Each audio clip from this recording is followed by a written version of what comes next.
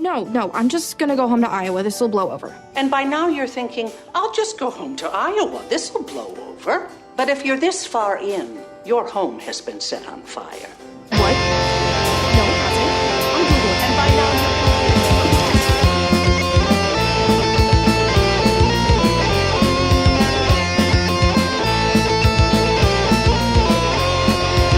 All right, welcome back, everybody, to Rock Hard Caucus. This is Iowa's best and only podcast. I am Justin, and I'm here with Evan, as usual. We're on our hot streak of Sunday recordings. Yes, sir. Glad to be back. Yeah, this one's a bit later. I was working till 2 a.m. last night, Evan. Yeah, I know you've been on tour, right? Well, no, I was. There was a Rocky Horror Picture Show showing at the theater. Okay. Yeah, obviously, much more important. So fun! I love sitting through that. Do you really? Or it's like ironic? Are you being ironic? Because I can't. Like, I used to like it, but it's kind of sort of like drag shows at this point, where it's like it was fun the first like 20 times, and now I'm like, okay, I think I'm. Yeah, I mean, people have fun with it, and it's sort of like not for me, you know. Yeah, so whatever. But the movie itself is fine. It's whatever. There's some fun stuff in there.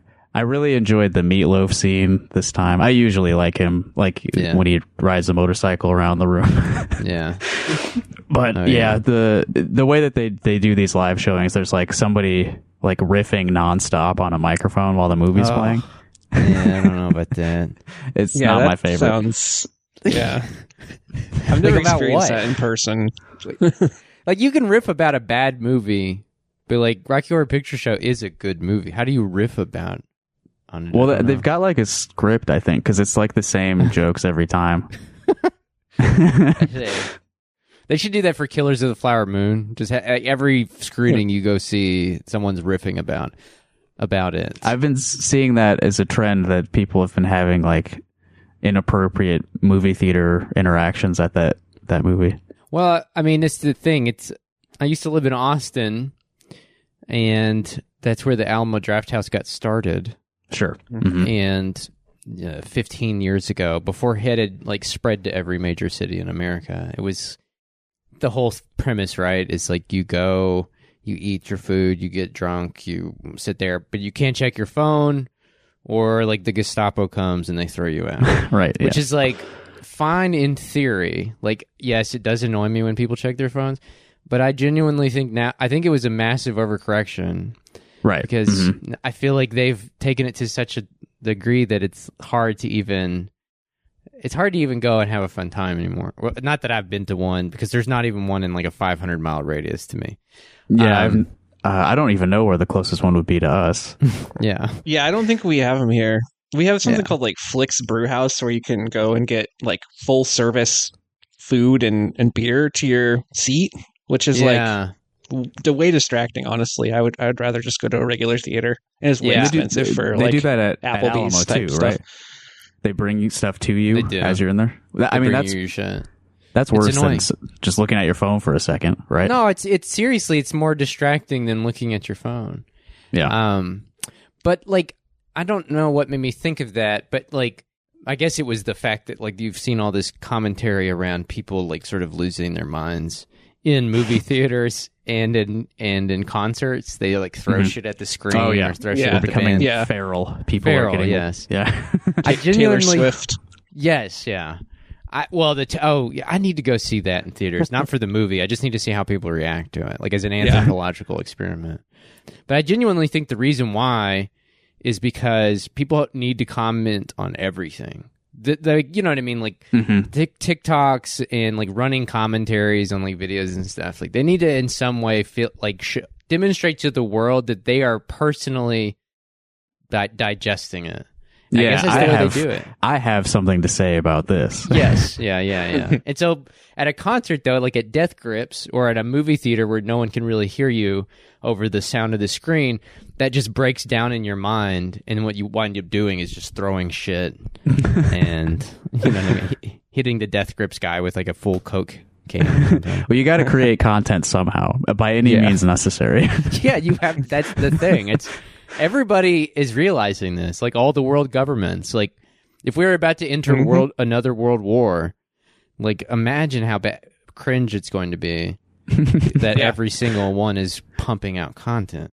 Yeah. But before we get too much further, I should make sure everyone listening knows. If you don't recognize the voice who has joined Evan and I, we've got Terence Ray from Trillbilly Workers Party on the show. I'm pretty today. sure he's going to be in the title too. So that's true. They'll know. I but think we're good. Yeah. You gotta make sure it's clear in the audio, and for our listeners who can't read. I constantly forget that because like I have not done a conventional podcast in 7 years. I don't even think our very first podcast episode we even introduced ourselves. Yeah, so, you guys kind of just get into it right away usually. Yeah. That's what I do. Justin usually has the professional, previous radio host professionalism. Well, Terence used to do radio too, didn't you? I did. I used to do radio. Tom and I used to have our own radio show every Thursday night from 10 to 12. Yeah. And, besides, like, I don't know. I think that, like, maybe that's why. Maybe it's because I was doing radio and I was tired of being boxed in by rules. Mm-hmm. Like, I'm never going to see my name. I'm a little bit more, I don't know, producer-minded. Like, I really want to craft this into, like, a program. Well, that's the thing. Like people like both. There's an audience for both, and that's what I've learned in my journey. Yeah. So one of the benefits of creating a podcast, hosting a podcast, is you can subject yourself and your friends and your guests and the listening public to just really horrible audio. And I'm going to do that now real quick. I had something to set the tone for this conversation. So let me just play this video for you. Let's see it. I'm excited. Hey, fake woke Americans. Guess who actually lives on stolen land? You do. Guess who actually lives on stolen land? You do. You do. You do. Me, Jew, you do. Me, Jew, you do. You live on stolen land. So that's Brett Gelman. Yeah. Oh, that's who that was. Okay. Yeah, do you guys know him? Yeah, I was like... Well, was that from like a horror movie or something? Like, it's a promo, yeah, for the new Blair Witch Project or something. So that's Brett Gelman. For maybe people that aren't familiar with him, he's in Stranger Things. That's probably his highest profile role. I know him as like a Comedy Bang Bang guest from years ago. Yes. Used to do a lot of like edgy comedy. But yeah, he's been posting some really deranged like pro-Israel stuff on his Instagram. Yeah, he let me just say that like once he first came out, I was constantly getting him confused with that other comedian who takes his shirt off all the time and drinks like 27 beers. Yeah, that's the first thing I thought too. Yeah. Bert Kreischer. Bert Kreischer, okay. yeah. They look very similar and they're both ostensibly comedians. I don't know what Bert Kreischer's opinions are on Israel. But if he's pro-Palestinian, like, that would be so tight. I would immediately revoke everything I said about him. That's what we need. We need pro-Palestinian Bert Kreischer to go to head-to-head with pro-Israeli Brett Gelman. Yeah. Well, I wanted to sort of dig into what he was saying there. He was addressing what he called fake woke liberal America, I believe. Yeah. And his point is that the people who actually live on stolen land are white people in America. So I guess he's directing that at us, right? It does. Yeah, it's at us. Yeah. Mm-hmm. Well, and I don't understand though. Okay, so like the point is taken, Brett, but why is it in sing-song form? That's the thing that I find, mostly concerning here. Does that make his message more or less palatable? I think he's doing the not mad but laughing strategy throughout the entire video. Well, that is true. I think there is that. I mean, me personally, when I watched that for the very first time, it was like the room around me darkened and you like there was thunder kind of in the background and like you heard have you ever heard that it's obviously fake, but I think the fact that it could be believable says something about society or whatever. But there is a video like that was always going around like conspiracy, like E-Bombs World back when I was like in high school of like, it was like the video is called like Portal to Hell Found. And it was obvious that someone had just like edited together like 10,000 screaming people, like people screaming in agony and stuff like that. But like, anyways, all of which is to say that when I was watching the Brett Gelman video, yes, the room behind me darkened and I could hear 10,000 people behind me screaming in the pit lake of fire in like the 9th level of Dante's Inferno. And all of which is to say that like I got very bad vibes from that video. Like, yeah, absolutely. And he's also been in a movie with Chris D'Elia. And yep, I saw that the other day. Yeah, and so I got D'Elia vibes. That's what I'm saying. There's something there. There's some connection there. Yeah, other people, I saw some commentary on that video. Other people noticed he does not blink for the duration of that video.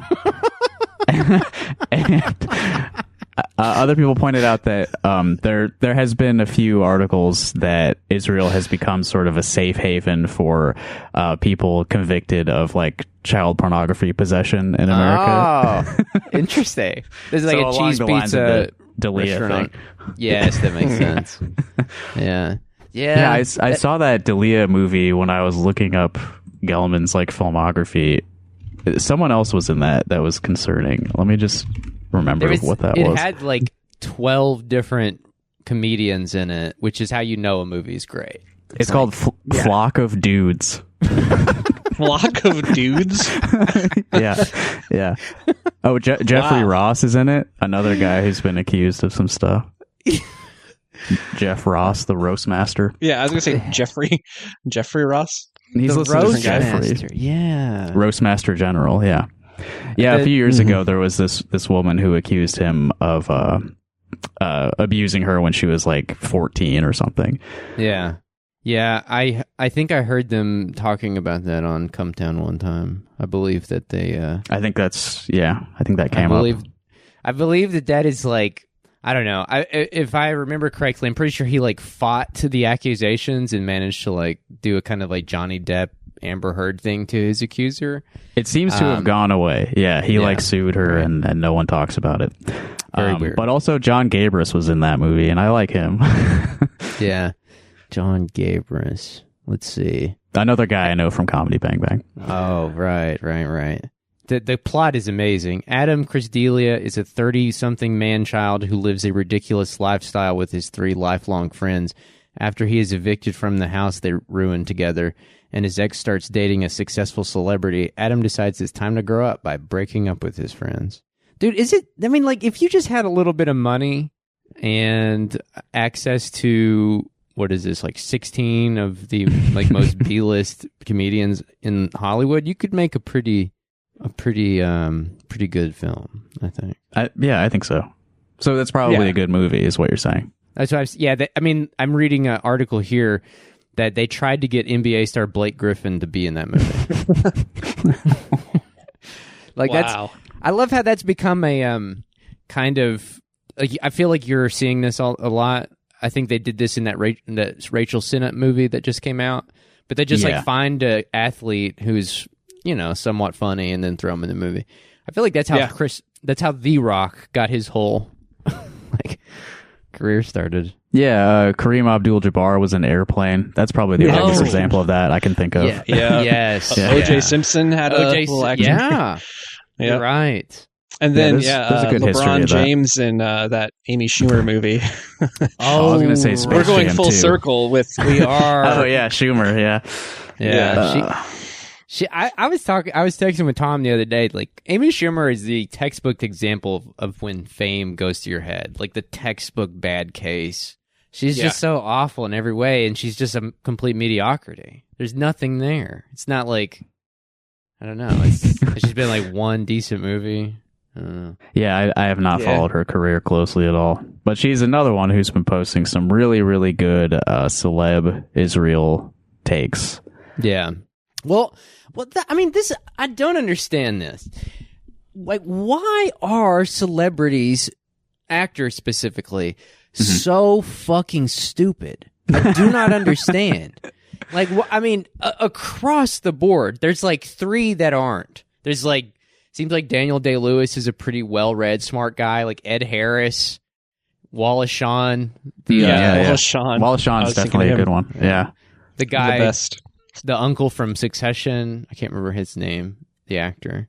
But like, otherwise, why are they all so fucking dumb? Like, across the board. I mean, like, you would think that, like, as someone who has the ability to embody other characters and people, you would have a little bit more of a grasp on the world. But maybe it's the opposite. Maybe it distances you from reality. Yeah, and it's because it's all fake. It's like there's a degree of separation from it. Yeah. I think there's some class interests involved. But Amy Schumer specifically, she's got some famous relatives who might happen to be like the Senate Majority Leader. Are they related? Yeah, he's like her uncle, I think. No fucking way. Some kind of cousin, I believe. She recently posted, she was like, he's not my dad. But yes, they are related. She thought that was hilarious. Right. Just drawing further attention to the fact that, yes, actually we are related, though. Yeah. Right. They're cousins. Okay. Mm-hmm. But yes. Well, I mean, you're right. It's class interests is a big part of it, but I guess you would expect that if you are an artist, which I take most actors to be, and you are continuing to do your art, like if I was an actor and I was like Brad Pitt and I did like Fight Club and made like $20 million of it, I would just quit. I would just stop acting. I would just live off that for the rest of my life. Yeah. But like, that's because I'm lazy and I have no work ethic. And so I guess what I'm saying is, like, you would expect these people, because they ostensibly aren't, I can't imagine why they would keep doing movies after you make your first $1 million. Why would you keep doing more? But I mean, I guess in my mind, I rationalize it and say, well, it's dedication to the craft. They are artists, so they want to continue being artists. But if they're artists, you would expect them to have some sort of intellectual engagement with the world. But yeah, there's also narcissism. There is that. Yeah. I forgot about that. There's also like a lot of guys who are like really like open mind, like we'll say like Keanu, like Tom Cruise. Like there's guys who are like just don't have like a filter for any of the things that are going into their mind. That makes them like good actors because they can like embody like any different like ideology that comes through, but they can't like filter out the bad ones, you know? That's totally true. Yeah. Yeah, they don't have a lot of like discernment, or they don't judge any opinions coming in because they're that's yeah. Well, aside from just being enjoying your podcast in general and it being sort of like a role model for what we do, sort of a regional kind of against the grain lefty politics type of discussion show. Recently, you guys have been talking, of course, about the Israel-Palestine situation, and the episodes that you've done on that have been, like, to me, like the most honest and just like straightforward discussion out there of what's happening. So I really thought we would benefit from having you join us as we continue talking about this. Yeah. I have to imagine, so Terence, you live in Whitesburg, Kentucky, which is a town of like 2,500 or so, right? On a good day. It seems like these days we're clocking in at just under 2,000. Oh, it's smaller than I thought even. Okay. I have to imagine that your worldview is somewhat uncommon around there. Very much so. Yeah, my worldview is I'd say very much out of place where I live. There are quite a few liberals. Whitesburg is weird, though, because Whitesburg was one of the places that was picked in the 1960s for their sort of jumping off place for the war on poverty. So a lot of war on poverty initiatives were staged here in Whitesburg and sort of set up. One of which was this media project, like a community media project. There was 4 or 5 of them around the U.S. One of them, I think, was on the Navajo reservation, and there was other ones. But the only one that still remains is here, and it's called Apple Shop. And so there are a lot of like artists and filmmakers that come through Whitesburg. However, even though there are a lot of like liberals in that sense around here, there aren't a lot of communists. Sure. So, yeah. so it's like there's that. But yeah, at the same time, Whitesburg and the surrounding county is still very conservative. Where I actually grew up in New Mexico, right on the border of West Texas. Mm-hmm. That area, West Texas, southeastern New Mexico, is way more conservative than anything I've ever encountered in so-called Trump country, like Appalachia. If that makes sense. Yeah. Yeah. So there's a lot of poverty here, and I think that weirdly enough kind of makes people a little more open-minded. Like, you tell them what you believe in, and they're like, well, whatever, I don't care. But like where I come from, sure, there is a lot of poverty where I've come from, but there's also a very substantial like industrial working class still, because that's that's the oil industry. Mm-hmm. So they're much more sort of militantly conservative, and will probably kick your ass if you were trying to like tell them to like seize the means of production. Yeah, I can't imagine the oil industry is super fertile for that kind of stuff. Yeah. Oil industry never has been, weirdly enough. It's like coal mining was a heavily unionized industry. Part of the reason that I did an episode about this with Timothy Mitchell, who did a book called Carbon Democracy. But like part of the reason that so much capital was sunk into oil development in the early 20th century was that it was lower size, smaller size workforce, and therefore like lower union density. Right. Yeah. And also just the infrastructure for oil is so vast and expansive that you can't exert the same pressures on it that you can on coal, that you could on, if you shut down coal mines, then the steel mills can't get their coal. Whereas like if you shut down one pipeline, well, they'll probably just reroute it through another pipeline or something. So, yeah. Mm-hmm. Yeah, exactly. So I guess to get into this, Evan, you attended a pro-Palestine rally in Des Moines the other night.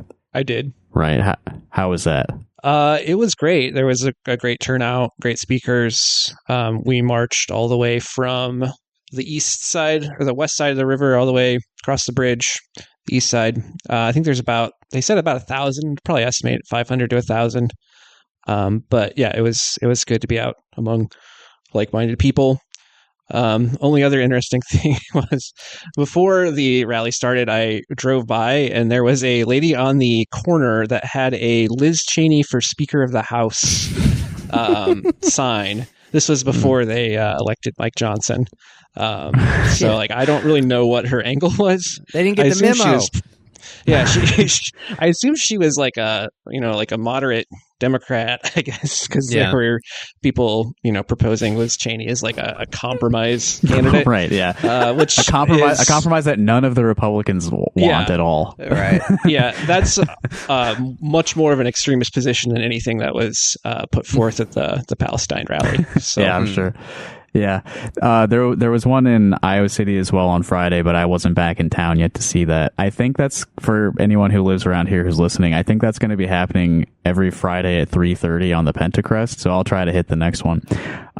It's been really cool to see like how much of this is popping up in like every major city in America. Mm-hmm. Anything close to you, since we were talking about Whitesburg, Terence? In Lexington and the Tri-Cities area of Tennessee, Western North Carolina, like Boone and Asheville. Nothing specifically in Eastern Kentucky. A lot of, if anything like that was going to happen, it would be around Pikeville, which is like maybe 45 minutes from me. But other than that, like, no, unfortunately. Yeah. Well, it seems like a lot of people, despite this being like a far away conflict, a lot of people are recognizing that, this does impact us here at home. Like, we do have a lot of moral responsibility over what's happening right now.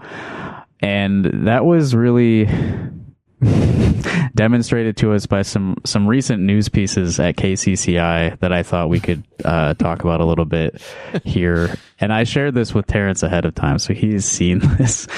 But fortunately for us, KCCI is a television news station, so they do have some video of this. We were visited in Iowa last week by what's his name? His name is Enam Cohen. He's the Israeli consul general to the Midwest. He's stationed in Chicago. This is like a world that I was totally sort of unfamiliar with, but like, same. There are consulates all over America for all kinds of countries, but I have to imagine Israel gets a lot of preferential treatment as, states outlaw anyone boycotting Israeli products and things like that. Yeah. We have one in the Southeast, apparently. I looked it up because after you sent me this, I was like, whoa. So I'm assuming...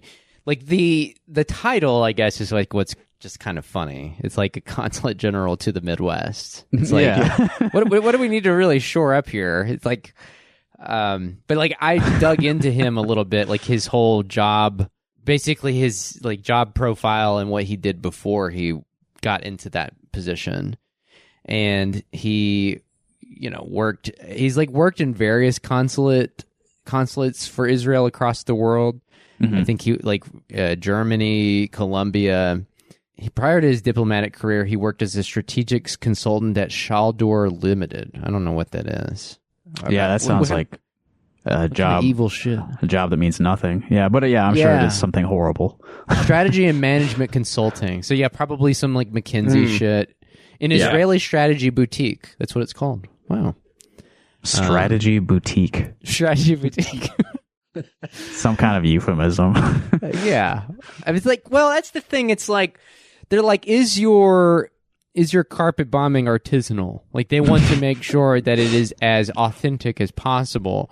Like, I watched a video that he put out of him and his wife in Jerusalem. Yeah. And the whole premise is like how authentic Jerusalem is. Like how diverse it is, like with no mention of the fact that like they're trying to push Muslims out of the Al-Aqsa Mosque and all this other stuff. Like it's authentic diverse, to what era, right. Diverse population, but what about citizenship? How diverse is that? Right. Yeah. All right, so let's see Mr. Cohen meeting with the really excellent journalists at KCCI. And Israel's consul general to the Midwest is in Des Moines, affirming a ceasefire will not happen. KCCI's Pepper Pepura was at Tifereth Israel Synagogue tonight. This is news. So, Pepper, what was his message to the Jewish community?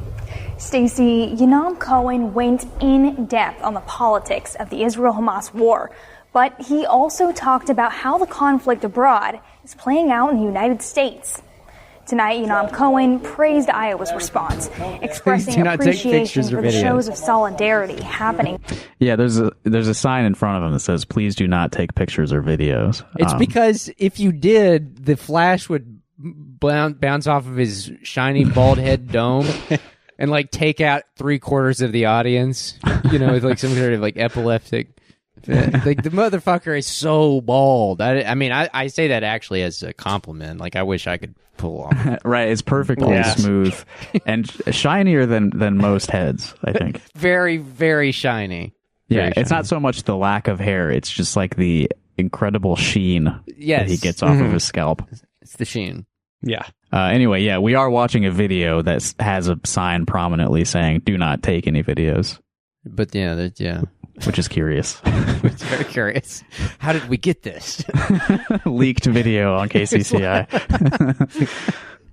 During Blue Ribbon Week, Governor Kim Reynolds' donation of PPE supplies for first responders in Israel. However, he expressed concern about the response of the public nationally, stating protests supporting Palestine, like those happening on college campuses. This image right here, Israel at war. And I mean, again, I guess the audience can't see this, but the way it's framed, it just says Israel at war. Please do not. Like the sign, please do not take video or that's there's great. Please do not messages. KCCI, there's like a secret producer who's in favor of a ceasefire and just trying to frame this just right. Yeah, maybe Enam is in favor of a ceasefire. He's like, my government is out of control. He's like, how else do I convey my disagreement with the government? Yeah, he can't say anything, obviously, or he's out. Yeah, right. So he's talking here about protests on college campuses that are, students rallying in support of the Palestinian people who are being actively genocided out of their homes. Mm-hmm. But these are his thoughts on the matter. We're pro-Hamas and praise terrorism. The fact that stupid kids, I don't have a different world, brainwashed kids are marching with some... I'm trying really to find the diplomatic words to refer to their professors who are supporting them and giving them credit for marching and praising the massacre of 1,400 people as an act of resistance. This should not be tolerated. Cohen did sympathize with the civilians in Gaza, saying they should evacuate the area by moving south to avoid ongoing strikes. That's Pepper, very thank you. sympathetic. Sympathetic, Come on, definitely. Oh my fucking God. He started by calling them stupid. These kids, just like... Well, you could tell he wanted to call them something else, and in my mind, I'm like, what did he really want to say? Like, I need to know there's what a long he really pause wants. there. It's like, just call me bastards. I guess. Pinkos. Yeah. There is like a whole strategy to like blame it all on college students too, because I think it's like people are already primed to accept that, and it's a lot easier than being like, oh, like a diverse coalition of people in like major urban centers and across the country are coming together for a common cause. It's like that's a great like, goofy college kids. That's a great point, Evan, because I go to the gym every day, and every day they got Fox News bragging on. Yeah, I know, right? Mr. Fitness. Big arms, big paychecks, baby. They always got Fox News on every day, so this is the only time I ever get to watch Fox News. Every time they've got it on, it's not about what's going on in Israel or Gaza. It's not about what's going on in the White House. It is all about what's going on college campuses. They just send their reporters out to college campuses to film protests, basically, and that's it. Mm-hmm. Yeah, we had a long segment on campus madness on a recent episode, which is just conservatives bitching about protests and these out of touch loony left children. Right. Yeah. But the story itself is very strange. Well, maybe it's not strange. I found it to be strange. Like they I assume actually I'm sorry. I'm probably leaping ahead, Justin, because like you sent me this story on KCCI, but it's slightly different from the one we just watched. So if you're going to talk about that one, I'm sorry if I'm skipping ahead. But no, say what you need to say. Okay, so the story that you sent me was that the Israeli consul general to the Midwest met with Governor Kim Reynolds on Thursday to discuss Iowa's support of Israel during the Israel-Hamas war. From state to state, they're part of the big union here. Right. Mm-hmm. Apparently, Kim Reynolds announced that 208 pallets of excess personal protective equipment will be sent to Israel via a nonprofit. She said the donations will go towards first responders. They mentioned that in the story we just watched. Yes. Why do they need PPE? Is it like PPE left over from the pandemic? Like what is going on there? Bombed buildings create a lot of dust, so you got to block out. I guess. Yeah. I assume. You just like the 9/11 first responders thing. Well, but ostensibly, they're sending them to Israel. Like they're not sending them to Gaza. Ostensibly, they're sending them to like what? They got to have like masks. I wasn't and, saying like, disinfectant? that they're going to give them to the Gazans. They're going to give them to the ground operations crew. That's probably what it is. They're probably sending like the disinfectant left over, and they're like, all right, here's your M16 rifle. They'll get handed out to settlers. And then they'll also give them like Molotov cocktails made from disinfectant from the COVID pandemic. Yeah. I guess that's what 208 pallets. Yeah, I don't know if there was a picture of that in the article I sent you, but there is a nice picture of our governor, Kim Reynolds, standing next to Yenam Cohen in front of just pallets and pallets of this stuff. Which, yes, I believe is stuff that they just threw in a warehouse that was supposed to be like COVID prevention, like keeping, citizens here, from dying of the disease. How half-assed it is. I love it. I would bet that it probably passed from the federal government to the state of Iowa, and then they gave it away back to Israel. Yeah, yeah. Just like, how can we help? Like, it really is like Ralph Wiggum shit. It's like, I actually respect it because it's like better. Of course, we are sending them tanks and weapons and everything else, but Iowa doesn't have a lot of that stuff though to give away. I was like, how can we contribute? I've got it. Yeah. I think it's more honestly just right-wing trolling more than any, like, I mean, it's just to make the people who are still upset about COVID and also don't like Israel mad. Like, it's all about, like, we're talking about like different types of propaganda. There's like all kinds. It's all intended for different people who are usually not like us. So, right.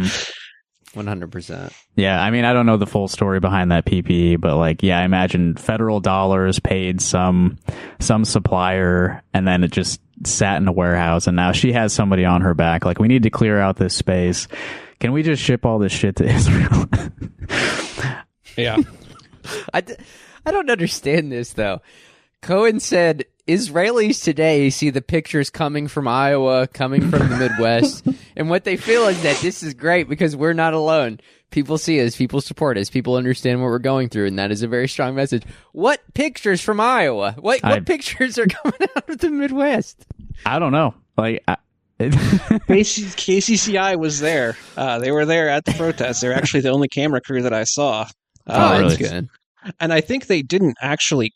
Like, I didn't see any coverage. They covered. There was another rally a week earlier, and there was some coverage of that. There was some coverage of that, but I don't think they covered the second one, which I believe was bigger. Which, yeah, again, can't let their viewing audience find out about that. Yeah, there's some meddling going on.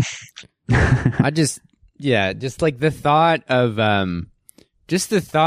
like one of those TikTokers who lives in Israel, like, that makes the TikTok videos making fun of Palestinian people, like seeing photos of the Israeli consul general to the Midwest standing with Governor Kim Reynolds behind 208 pallets and being like, help is on the way. I've never been more scared in my life, and help is on the way from Iowa.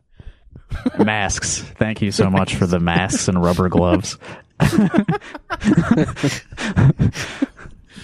Oh, man. I don't really know what's going. Do you know anything about Kim Reynolds, Terence? No, not really. Yeah. I listened to y'all's episode on Chapo when you went to the Iowa State Fair, and that was my introduction to her. Okay. So I don't know much about her. What did we say about her on that? I don't think she came up that much. Oh, she was interviewing presidential candidates. That's what it was. She was. Yeah, she interviewed, I think, DeSantis, right? Like, she was there. Yeah. She loves Ron. But yeah, she's one of the worst governors for sure, and definitely one of the worst on COVID. So like, yeah, it's honestly probably like lashing out at her political enemies. It is so weird that like Iowa has a governor that's way, not even a little bit more right wing, but way more right wing than Kentucky's governor.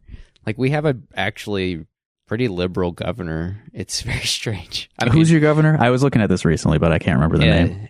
Andy Beshear. Beshear, right. Yeah, his dad used to be governor of Kentucky, and then Bevin.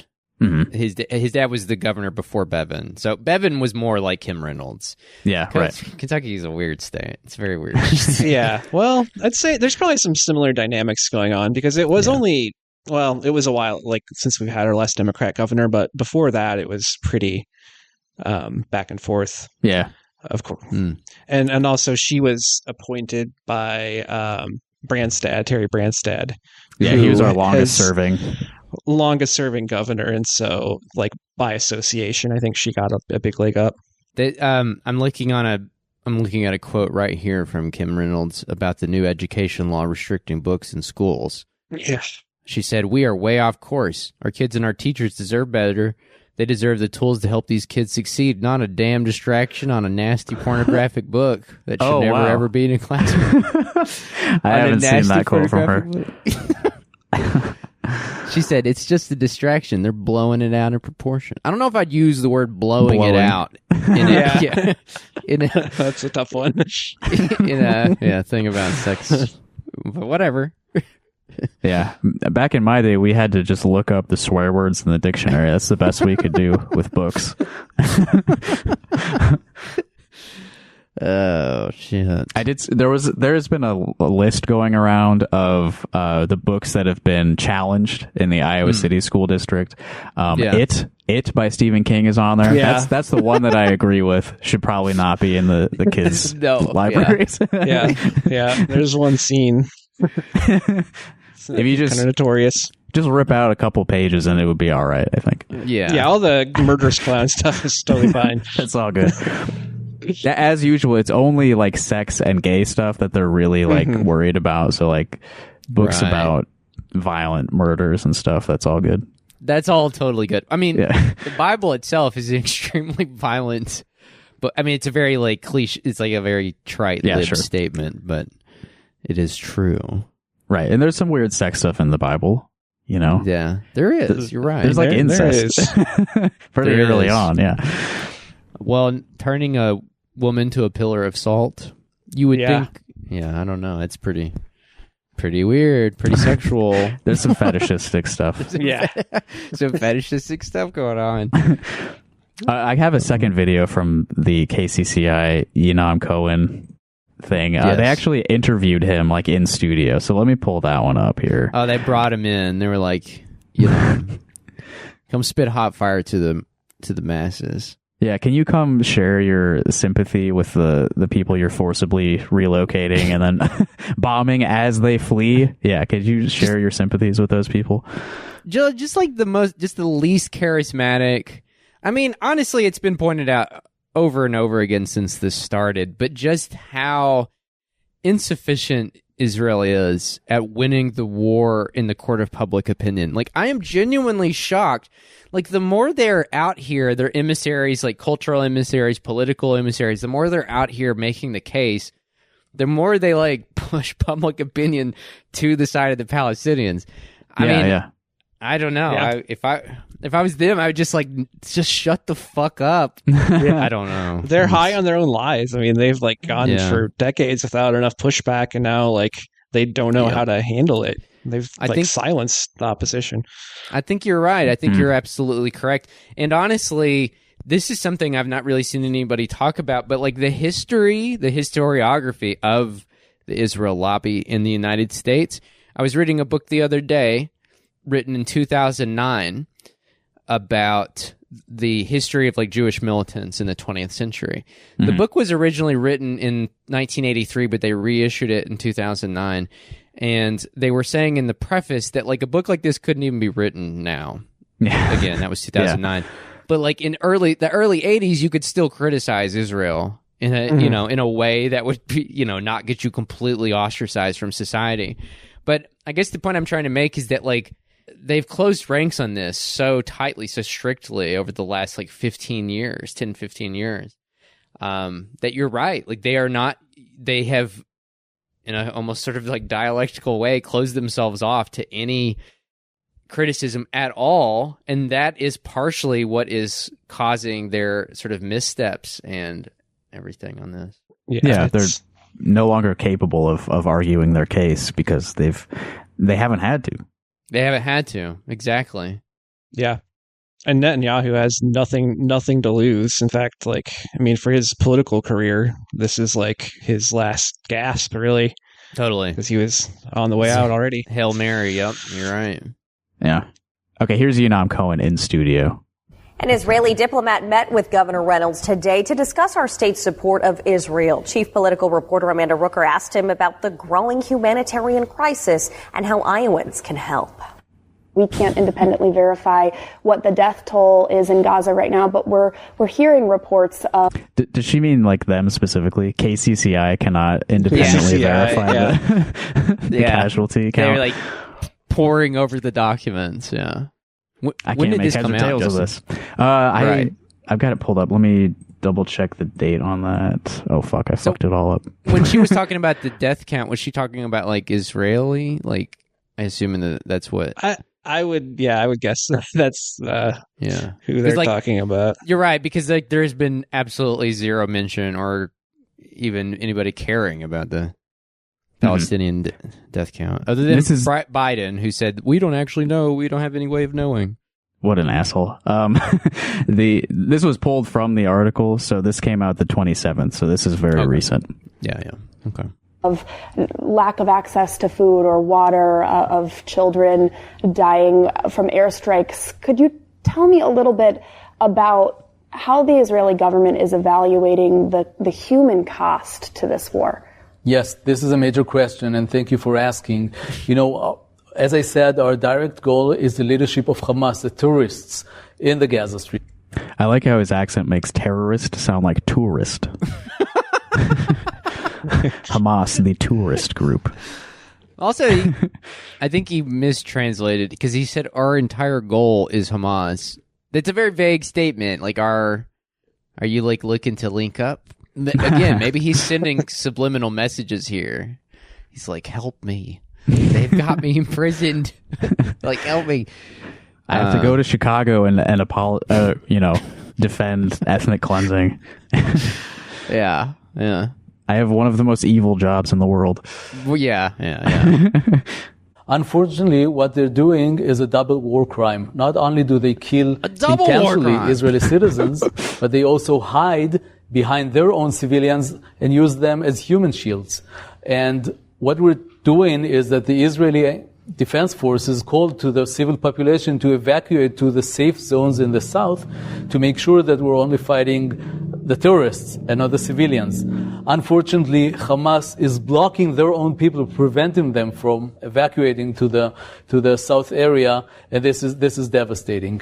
At the same time, together with the American administration and with Egypt, we're making sure that humanitarian support is entering Gaza. We're talking about fuels, about food, about water, and about medications to make sure that we really make a distinction between the terrorists and between the civil population.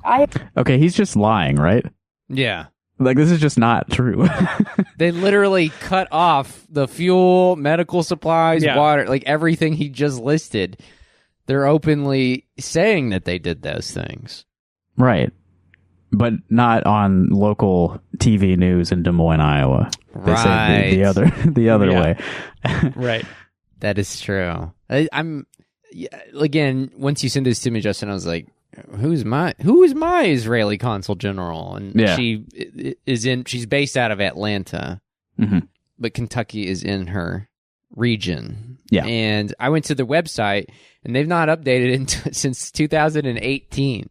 So that the very first thing that comes up is like a news thing about Trump and Secretary Pompeo's 12-point plan to block Iran's aggression. It just was an interesting time capsule, like a blast to a simpler time. What do you think about the concept of a double war crime? A double war crime. It's hard to pull off. It is, but multipliers in the Geneva Convention. Yeah, they like send them. Yeah, they send their like number crunchers in at the Geneva Convention. And it's like, well, yeah, we were going to sentence you to 23 life sentences, but you got some double war crimes on your sheet, so you're going to have to word score multiplier. Right. This is like a talking point that they've repeated for years and years. Like, I remember this from when I was a kid, like the idea that, the terrorists are using the civilians as human shields. Which explains away like all those civilian casualties. Those were the shields. We had to fire through them to get the bad guys. We had to bomb a whole apartment complex. Well, I think as a visual, it doesn't really work because as a kid, I literally pictured like a Spartan warrior getting a human and putting like a leather strap on them and like pushing through like the pass at Thermopylae with a human as the shield. Like, I mean, I literally, or like, I guess maybe I pictured them like, the classic, I guess, human shield would be like putting someone in front of you while someone's shooting at you, and the person in front of you gets shot a bunch of times, and then you miraculously, like, you walk away unscathed. I'm just saying, as a visual image, it doesn't quite work because I just never really saw how you could do that at a mass scale. Right? Yeah. Like, and humans aren't very like good shields. They're not. Yeah. No. Like we're gangly. We got like arms and legs and like, you know what I mean? Like. and stuff can go through us. I guess is also the thing. It's easy to penetrate. Mm-hmm. Right, we're not a good... Exactly. Which is why you need a shield in the first place, because you are also a human, and you don't want... The thinking is that, like, a bullet couldn't go through 2 humans at once, just one. So, again, like, I just imagined, like... I'm pretty sure on Total Recall there's a scene where Arnold Schwarzenegger uses someone literally as a human shield, and they get shot a bunch of times. And that's what I imagined in my head. But, right, and he's like the hero of that film, right? So yeah. So you're right. It didn't work. It's like heroes use human shields. Like that was the message, I guess. Yeah, Arnold's cool. Yeah, Hamas is like Arnold Schwarzenegger, I guess. That's right. I think that's the message that Yonam Cohen is inadvertently saying. That's what we're picking up. Yeah. Let's let him finish what he has to say. There was something really interesting at the end of this. Let me find that. The ones that may be watching this thinking, what can I do in this situation? What would your message to them be? You know, we get so much support here in Iowa. Israelis today see the pictures coming from Iowa. Yeah, there it is. So that's what you were saying before that quote. But just for people listening, I did not cut that. Like, this is the video that's on the KCCI YouTube. He says something like, let me just play it again, actually. Maybe watching this thinking, what can I do in this situation? What would your message to them be? You know, we get so much support here in Iowa. Israelis today see the pictures coming from... This is a hard cut, like mid-sentence. Yeah, what did he say that they had to cut? You're right. Like the tone... yes, in audio production, you can tell they cut something there. What was it? He's like, please, if you're Iowan... you would like to be a human shield for Israelis living in Tel Aviv, we will pay for you to go over there. If you have any leftover KN95 masks, please ship them to us via the U.S. Number Postal one request. Service. Yeah. If you got any of those free expired COVID tests still sitting in your house. Yeah. Buy next now. Damn. That's weird. I would ask him if Israelis had advanced knowledge of 9/11. Say, hey, I heard that Israel had advanced knowledge of 9/11. And he would say... There's 24 seconds left of this. She may ask that. Let's see if she gets to that. Okay. From Iowa, coming from the Midwest. And what they feel is that this is great because we're not alone. People see us. People support us. People understand what we're going through. And this is a very strong message. Iowa's leaders are showing more support for Israel. Today, Governor Reynolds announced that 208 pallets of excess personal protective equipment, or PPE, will be sent out to first responders there. There's so much of it. I know. Look at all that. What a photo op. I mean, it's brilliant. They seem thrilled. Brilliant propaganda. He's got to be a short king, right? He's pretty short. Yeah, Reynolds is not very tall herself. Taller than me, but yeah. Yeah. Once again, like, first responders in Israel, like, what do fucking people think? That it's like a tornado situation, or like... What are they responding to? Like, what is the humanitarian crisis, and what is causing it? Yeah, like, Hamas manages to shoot off, like, 3 rockets once a week at this point, and they, like, hit places in Tel Aviv. Like, it's... And even then, they've got Iron Dome, so, like, very few rockets even make it through. So, like, what the fuck are they talking about? I mean, okay, our town got flooded last year. Yep. And it was a massive flood, disastrous, like, 42 people died. And the amount of stuff sent from, well-meaning people around the world was phenomenal. I mean, it was insane. I've never seen that much stuff, just like pallets of bottles of water, pallets of like PPE and all this stuff. And so a lot of that stuff never even got used, and it's literally just still sitting around in our county, like depots. Mm-hmm. Like the county government had to like put up warning signs like, do not drink this water. It's been sitting out in the sun for like a year. It's like our, the flood, ripples out in all kinds of ways. So we still got all that shit. All of which is to say that, I look at all that stuff and I'm like, well, like I wish there was a better way to coordinate that stuff. People mean well, but now it's just a waste and everything else. But if you're like an Israeli and you get like 280 pallets of like PPE from Iowa, what do you do? Like I have to assume that every other state is also probably sending a lot of other supplies, not to mention every other like country in the world. Mm-hmm. Like, what is Germany sending? You know what I'm saying? Did you, when you were in school, did you ever have like a can drive at your school? Yes. Yeah. And the move is just to go look in the cupboard and see what's been sitting in the back for a really long time. What's in the back? A little can of cream of mushroom. You just see what's been sitting around for a long time, and that's what you bring to the can drive. That's your charitable contribution. Just the shit that's been sitting around for years. It's the gesture, you know? Well, that's the thing. Israel has absolutely pointed out they've been so insulated from any criticism, which also means that they've not really deepened any ties or relationships or friendships with anyone around the world. So, like, what actually they wind up getting in a situation like this is the cream of mushroom soup in the back of the pantry. Like, it's just shit that they don't even need or, like, want. No one needs it. Yeah, it's just like, man, the only reason people gives a shit, the only reason we're getting the cream of mushroom soup is because we have like the biggest military, like this side of the fucking Mediterranean.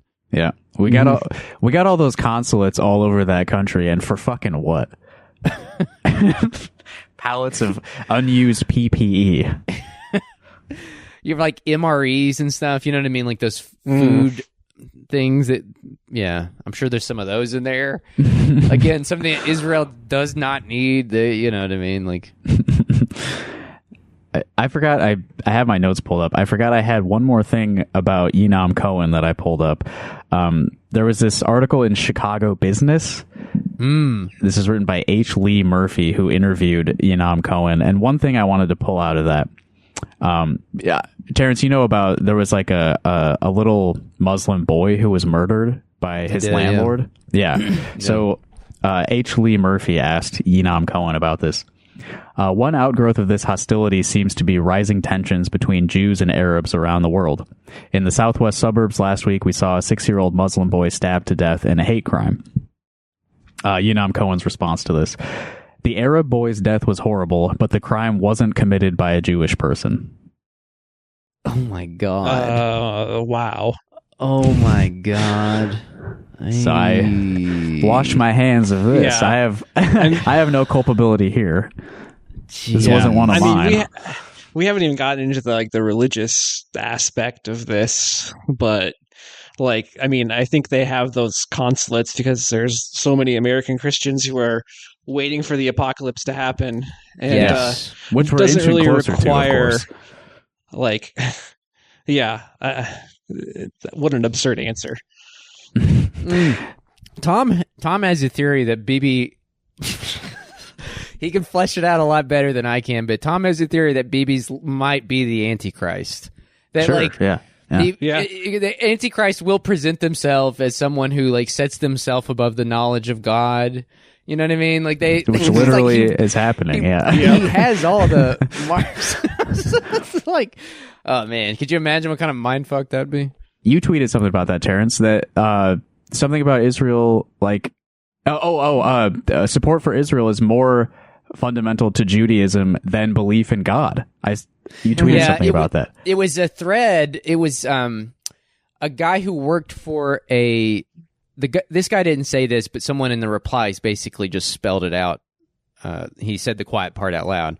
But the guy worked for a organization in the U.S. that's meant to basically keep cooperation and unity among the various sects of Judaism. Mm-hmm. And he basically melted down on Twitter and was like, fuck this. You're not Jewish if you don't support the state of Israel. Yeah. And someone in the replies was like, I don't know. This guy was from Argentina. This is man, this is really not good. But basically, his point was Jews who don't support Israel broke off from they were like a communist or Trotskyist deviation from like sort of like Orthodox and rabbinic Judaism in the early 20th century. They've been corrupted by Marx. And so it genuinely would not surprise me if you do see in the next few years a rise in a specific kind of anti-Semitism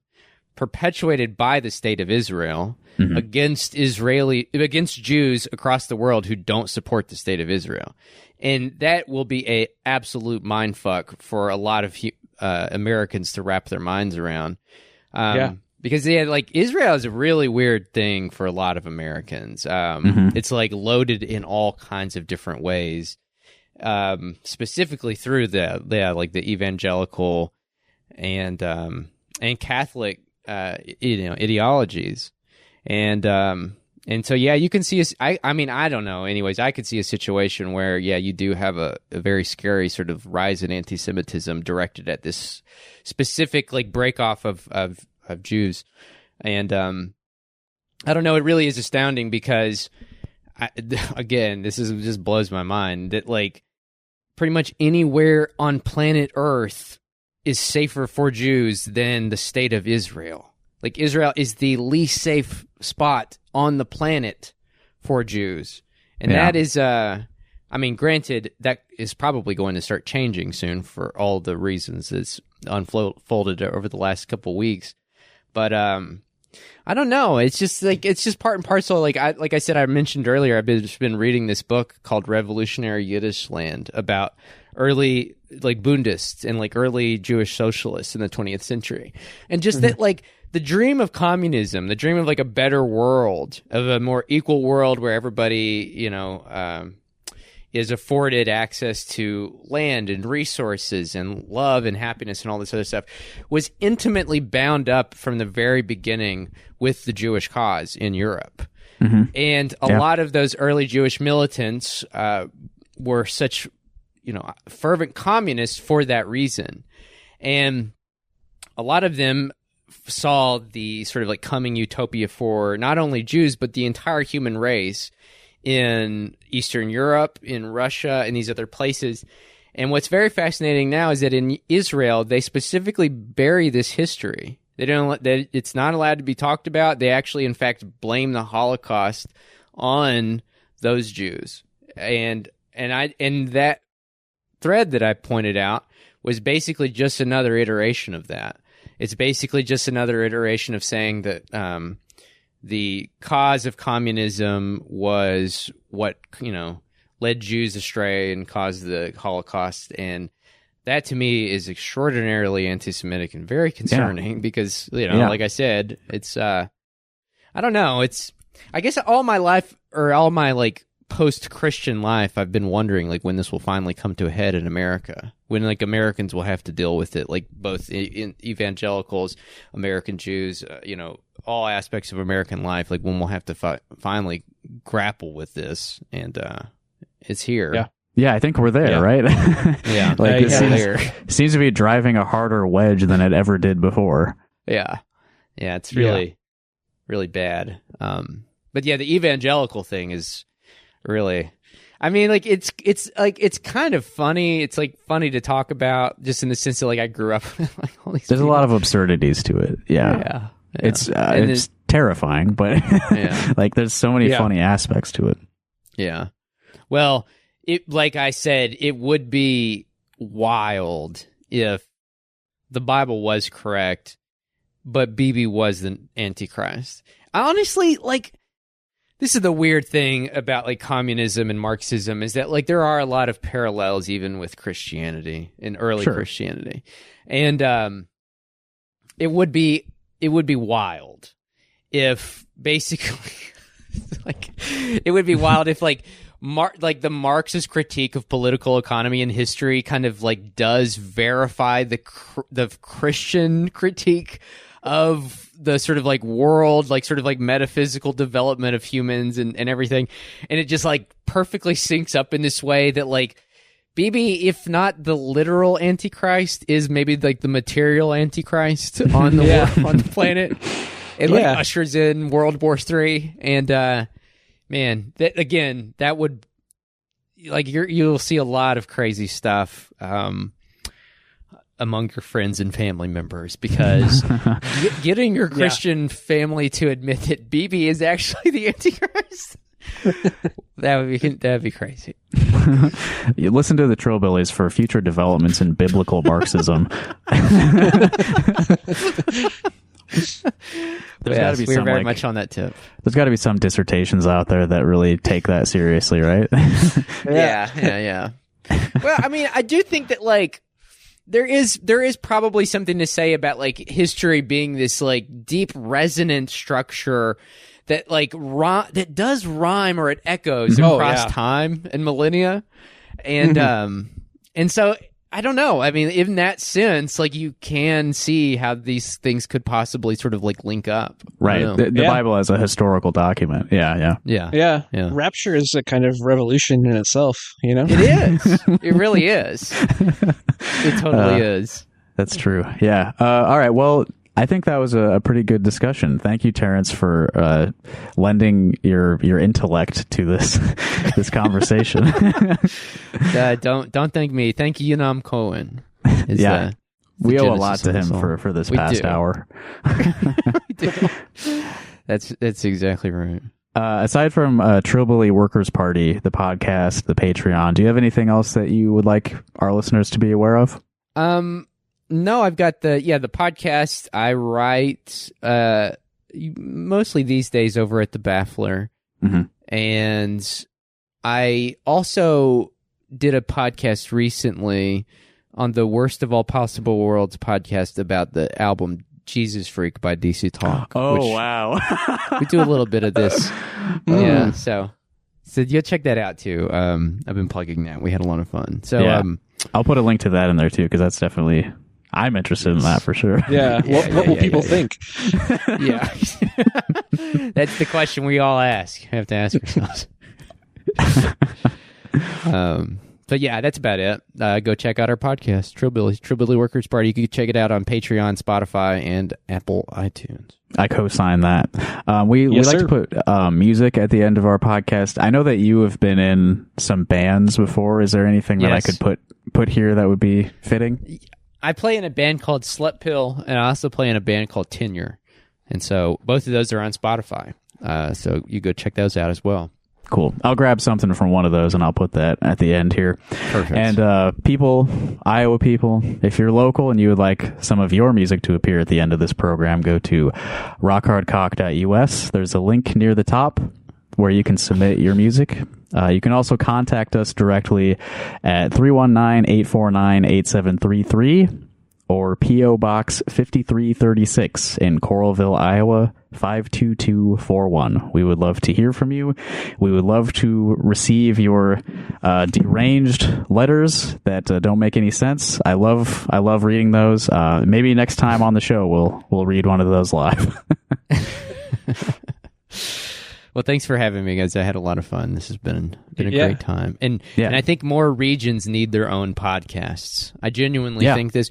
It's like the Israeli consulate general. Like every podcast needs its own region. Yeah, definitely.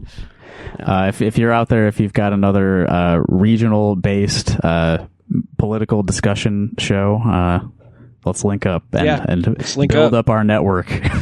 Link and build, Federated Podcast Network. Federated States of Podcasting. Yes. The V's All right.